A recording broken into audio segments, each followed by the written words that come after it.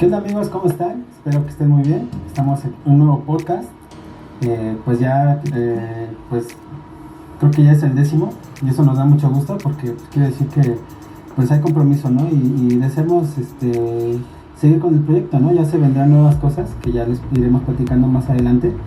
Quiero aprovechar el comienzo de este podcast para invitarlos a que se suscriban al canal LOU, La Opinión Urbana. Pues vamos poco a poco, ¿no? Sí estamos sintiendo ese apoyo de parte de ustedes y eso de verdad nos da mucho gusto y nos alegra.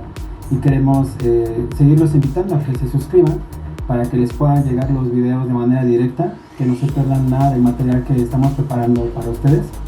Y bueno, el día de hoy también es un programa especial, un podcast especial, porque tenemos a una segunda invitada, a quien voy a presentar con mucho gusto. Ella es Alma Flores.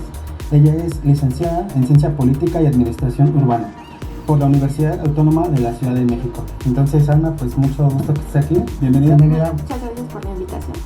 Pues bueno, gracias. Y Raúl, gracias porque aquí has estado desde el principio y bueno, pues vamos a empezar. El día de hoy vamos a tocar un tema sensible, como casi todos los que hemos tocado, porque tienen que ver con asuntos de relevancia nacional. Vamos a hablar el día de hoy de desapariciones en México, lo cual para ello invitamos a Alma porque ella conoce sobre este tema y nos va a aclarar pues algunas cosas, ¿no?, que quizás desconocemos. Y bueno, pues vamos a dar un poco de antecedentes sobre este asunto, ¿no?, que tanto daño ha hecho a México, ¿no? ¿Te gustaría comenzar, Alma, diciéndonos un poco de antecedentes sobre pues de dónde provienen este fenómeno llamado desapariciones en México? Bueno, aparentemente el tema de desaparición es un tema nuevo, pero sin embargo no es así. El tema de desaparición forzada surge desde los 60, 70 en un contexto que mal se llamó como Guerra Sucia, en el cual pues varios países de América Latina estaban afrontando dictaduras militares. México no tuvo como tal una dictadura, pero sí un régimen autoritario y conservador de un partido único, el cual pues no iba a permitir que ningún grupo de oposición disputara con él el poder con él, ¿no? Entonces, el estado de Guerrero es un estado tal vez que se ha desatendido social y políticamente, pero es muy rico en una historia crítica y de resistencia. Entonces, la desaparición forzada, que ahora es como la conocemos en estos momentos, se empezó a utilizar en contra de la guerrilla rural que surgió a partir de Genaro Vázquez y Lucio Cabañas como grupos de oposición fuerte y críticos al régimen priista. La desaparición forzada se empezó a utilizar para eliminar a los miembros de la guerrilla rural y aquí surge pues las primeras como señales de cómo se instrumenta una desaparición forzada. El ejército pues es el primero que la ejecuta y se ocupaban las casas de seguridad, o en este caso el 27 Batallón de Infantería, en el cual las personas que estaban acusadas de participar en una guerrilla eran detenidos en un retén militar y posteriormente se trasladaban a estas casas de seguridad o al 27 Batallón, y de ahí se les interrogaba, se les torturaba y posteriormente se desaparecía. Entonces de ahí surge esta definición de un detenido desaparecido. Ya una vez que concluyó el gobierno de Díaz Ordaz y prosiguió el de Luis Echeverría, surgió la guerrilla urbana, que estaba conformada directamente por estudiantes que habían visto que el 68 no había un diálogo y que era mucho mejor proceder a una acción organizada. Entonces ahora la desaparición de personas se ejecuta en contra de la guerrilla urbana, ya no solamente a los miembros, sino también a las bases de apoyo y a familias. Hay casos en que no desaparecía un integrante, sino desaparecían 2 o 3 de la misma familia. Entonces sería este el contexto directamente en Guerrero. No hay una cifra específica de cuántas desapariciones hubo, pero por ejemplo el Comité Eureka, que es un comité de familiares, de madres, atribuyen a que en Luis Echeverría hubo alrededor de 300 desapariciones forzadas. Y eso sería el contexto en cuanto a Guerrero. En cuanto a Guerrero, eso pues tomando en cuenta los antecedentes y cómo comenzaba este fenómeno, ¿no? Posteriormente, en Chihuahua particularmente, hay un libro que se llama Huesos en el Desierto. Ese libro lo escribió Sergio González Rodríguez. Es un trabajo de investigación periodística, un reportaje bastante detallado de cómo pues también surgían a principios de los años 90 algunas desapariciones de mujeres, ¿no? En un lugar en donde se caracteriza por ser de una clase social baja, en donde en maquiladoras, ¿no? Que es en donde se desarrollaban mayormente estas desapariciones, pues se comenzaba a investigar qué era lo que estaba sucediendo, ¿no? Y en donde también más adelante organizaciones no gubernamentales, la sociedad civil, comenzaban a ejercer una presión, ¿no? Para saber qué es lo que estaba pasando, por qué no se encontraban a los reales culpables, y en donde se buscaban chivos expiatorios, ¿no? Para digamos dar carpetazo a esta serie de desapariciones, en lo que resume Sergio González como una colusión entre la policía y las autoridades estatales, ¿no? Menciona que bueno, es también una intervención de parte del narcotráfico. Entonces, pues es un libro bastante revelador, delicado, y bueno, eso es lo que podríamos decir hasta comienzos, ¿no? del milenio, del nuevo milenio, y lo que pues sigue siendo un fenómeno, ¿no? Sí, creo que es un tema bastante lamentable, y creo que lo más triste de esta situación es de como que ha habido un silencio, ¿no? Como que pasa y está presente y como que nadie voltea a verlo, ¿no? Y hemos platicado aquí, ¿no? En cuestiones del narcotráfico, ¿no? Pero es lamentable saber que después del 2006 esto se reactiva, esto de las desapariciones, y es una práctica que hoy en día sigue estando, todos los días desaparece gente en nuestro país y al parecer no pasa nada, ¿no? Creo que esta mal llamada guerra contra el narcotráfico que empezó Felipe Calderón en el 2006 fue el detonante, ¿no? Para que este tipo de situaciones que fueran como un daño colateral de la supuesta guerra contra el narco fue una práctica ya más común, y pensar, ¿no? Y veíamos en las semanas anteriores, ¿no? Que se iban ajustando las cifras. Teníamos una cifra hasta hace 2 meses de más aproximadamente 61.637 desaparecidos. O sea, estamos hablando que es un número grande, y apenas el día de ayer se volvió a actualizar, y aún así no hay un registro certero. O sea, y eso es muy lamentable, porque pensar que hay 73.224 personas que no han sido encontradas, o sea, parece como algo tan simple de mencionar, pero es tan lamentable y tan triste saber que tantas personas han sido desaparecidas, ¿no? Pensar que en este país han encontrado más de 3.600 fosas, cuando decían, ¿no? Los políticos que decían, es que el país lo convirtieron en un cementerio, ¿no? Parecía exagerado, y creo que hasta queda corto, porque creo que hay cementerios que no tienen esta cantidad de muertos. Entonces creo que esta parte es muy, muy, muy lamentable. Obviamente se han ido sumando otros factores, ¿no? La violencia, feminicidios, etcétera, ¿no? Pero aquí el punto, la parte preocupante es esta parte, ¿no? Tanta gente que ha desaparecido, y al parecer como que en el país, al parecer no pasa nada, ¿no? Sí, pues yo quisiera preguntarte, Alma, ¿tú qué opinas acerca de qué tanta responsabilidad hay por parte de las autoridades, ¿no? Porque en ellos también recae pues gran parte de la responsabilidad, sino es que toda la responsabilidad de estas desapariciones, porque ellos tienen que dar certidumbre, ¿no? Y revelar qué es lo que ha ido ocurriendo, ¿no? Con todas estas víctimas, lamentables víctimas, ¿no?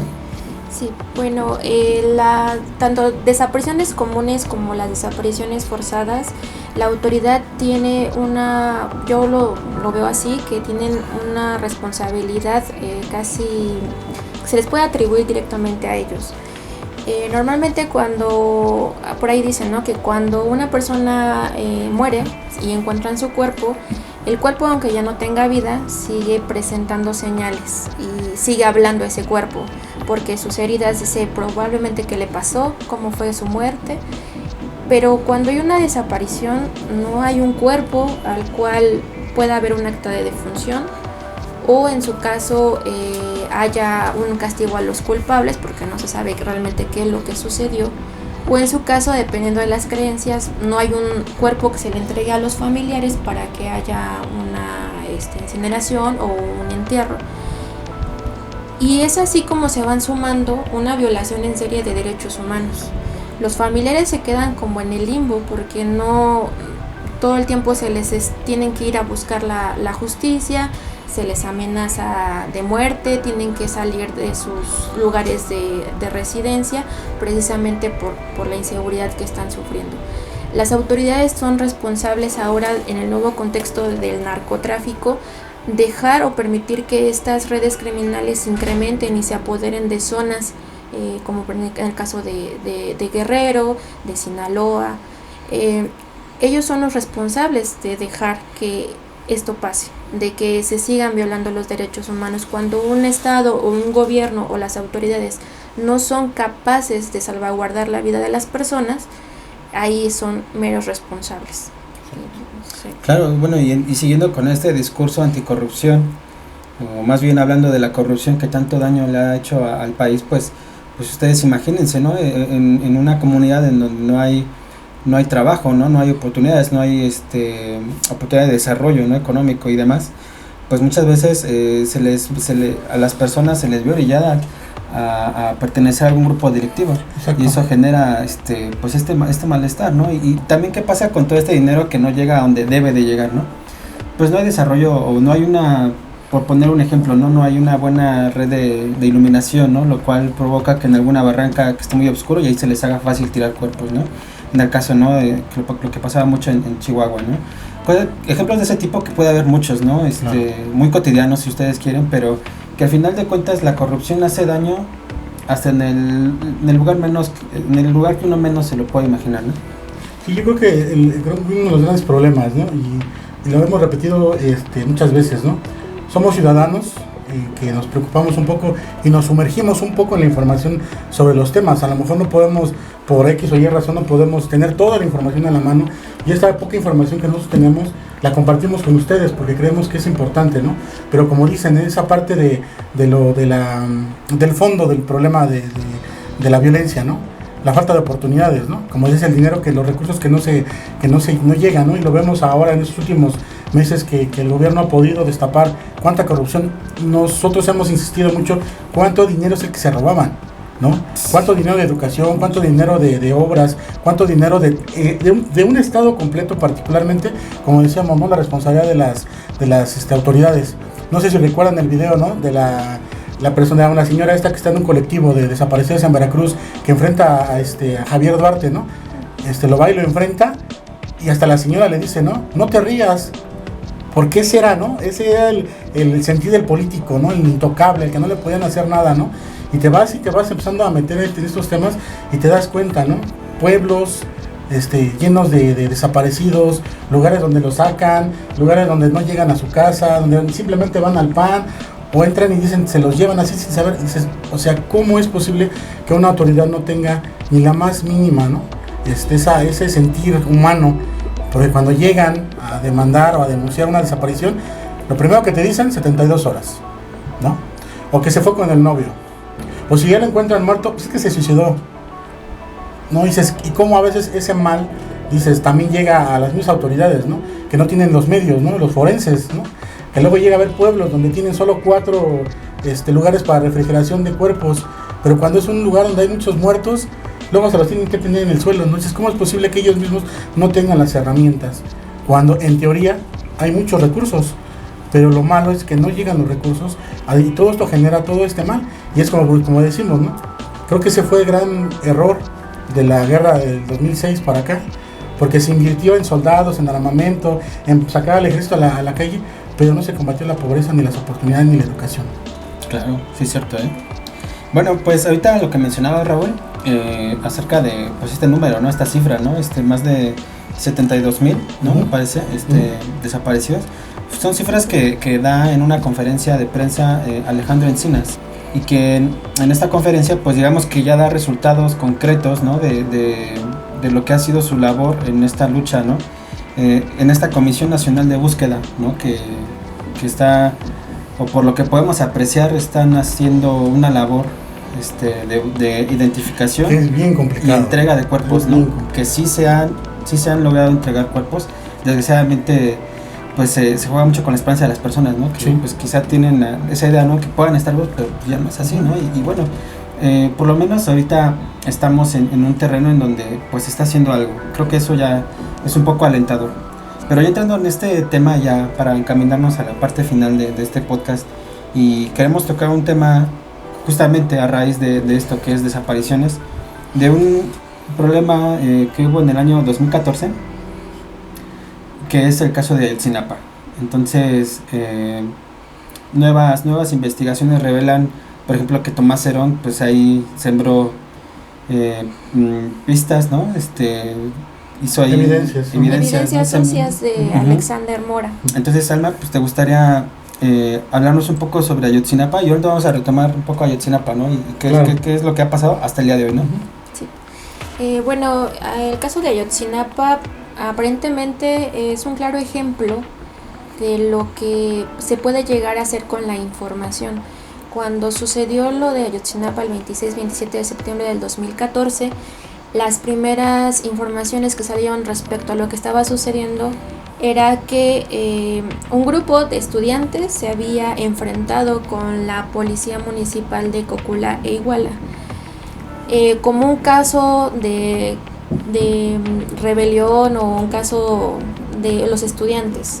Ya conforme fue avanzando la información, se pudo dar cuenta de la magnitud de esa noticia, de que no solamente fueron más de 90 estudiantes los que fueron agredidos esa noche, sino que algunos fueron asesinados y otros tantos, 43, fueron entregados. En su momento fue señalado como a Guerreros Unidos, que era un grupo de narcotráfico, ¿no? Ujú.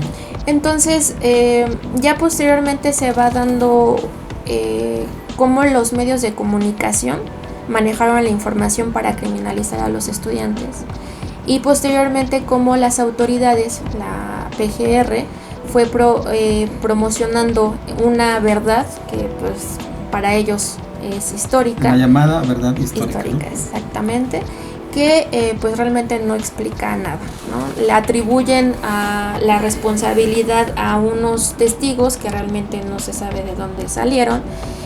Se especula que pues fueron torturados para poder emitir unas declaraciones que realmente se veía que estaba todo fabricado. Y pues aquí Murillo Karam, Tomás Herón, ajá. Tomás Herón siembra restos óseos en el río San Juan de Alexander Mora, y esto nuevamente se entorpece la investigación. Los papás son los primeros que demandan que esa información no es verídica, que esa versión de que los estudiantes fueron cremados en el basurero de Cocula es completamente errónea, y los mismos papás fueron los encargados de impulsar que realmente esto no fuera así, que se investigara. Y bueno, el grupo de investigadores independientes son los que se encargan pues de dar herramientas para poder desmantelar en un inicio esa llamada verdad histórica. La llamada verdad histórica.